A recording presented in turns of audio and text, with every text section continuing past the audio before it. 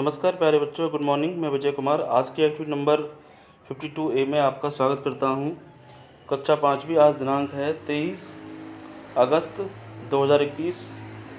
तो प्यारे बच्चों, आज की एक्टिविटी हिंदी की वर्कशीट है और इसको ध्यान से समझिए सभी बच्चे और करना सभी को, ठीक है।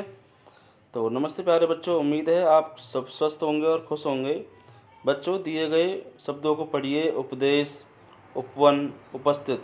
इन शब्दों में उप शब्द देश, वन, स्थिति शब्दों के आगे जुड़ा है। उपशब्द के आगे जुड़ने से इन तीनों शब्दों का अर्थ बदल गया है। जैसे देश, वन और स्थिति, इन तीनों में उपशब्द को जोड़ा गया है और इन तीनों का अर्थ बदल गया है। तो परिभाषा क्या है बच्चों?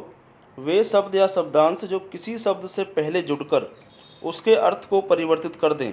जैसे देश एक शब्द है और देश में हमने जोड़ दिया उपदेश, तो उपदेश हो गया एक तरीके से। उपदेश का मतलब होता है किसी को कोई सलाह देना एक तरीके से, उपदेश। तो देश शब्द का मतलब होता है एक पूरे देश को जो बताता है, पूरे भारत को। जैसे भारत अपना देश है तो देश को बता रहा है, लेकिन उपदेश एक सलाह हो गया। तो इस उपशब्द ने देश के अर्थ को बदल दिया, तो इन्हीं को बोलते हैं उपसर्ग। तो बच्चों, वे शब्द या शब्दांश जो शब्द के आगे जुड़कर उसके अर्थ में परिवर्तन कर दें उन्हें बोलते हैं उपसर्ग। नीचे दिए गए पहले को देखिए, नंबर 1 में इस नंबर को देखिए। नीचे दिए गए चित्र में उपसर्ग जोड़कर नए शब्द भरिए। जैसे उपसर्ग दिया हुआ है, मूल शब्द है वल, तो वल में इनको जोड़िए, इनको आगे लगाइए और शब्द बनाकर लिखिए बच्चों। तो ये आसान है, कर सकते हैं आप।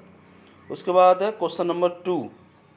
नीचे दिए गए उपसर्ग शब्दों का प्रयोग कर दो दो नए शब्द बनाइए। जैसे नी एक उपसर्ग है, जैसे निडर, निवास, निबंध। ऐसे ही सु शब्द से जोड़िए, सुगम, सुबल, सुगंध। इस तरीके से आप शब्द बना सकते हैं उपसर्गों को जोड़कर बच्चों, ठीक है। उसके बाद है अगला है तीसरा। इसमें आपको उपसर्ग और मूल शब्द अलग अलग करके लिखना है। जैसे उपकरण में उप अलग कर दिया, करण अलग कर दिया, तो ये मूल शब्द को और उपसर्ग को अलग कर करके लिखना है इसमें। ये बहुत आसान है, कर सकते हैं आप इसे।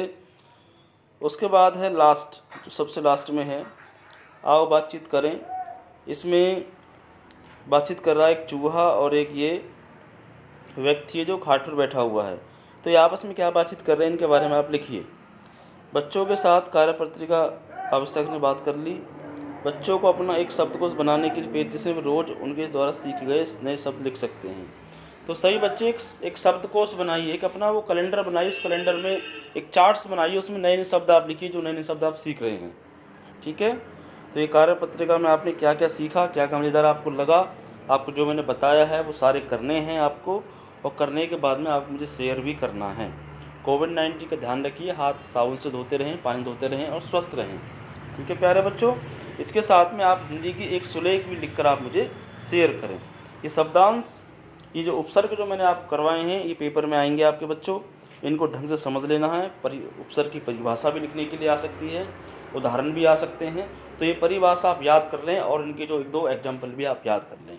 इस पूरी एक्टिविटी में जो 4 क्वेश्चन दिए गए हैं, चारों आपको करने हैं और कर मुझे शेयर करने हैं। तो आपका दिन शुभ हो। बहुत बहुत धन्यवाद।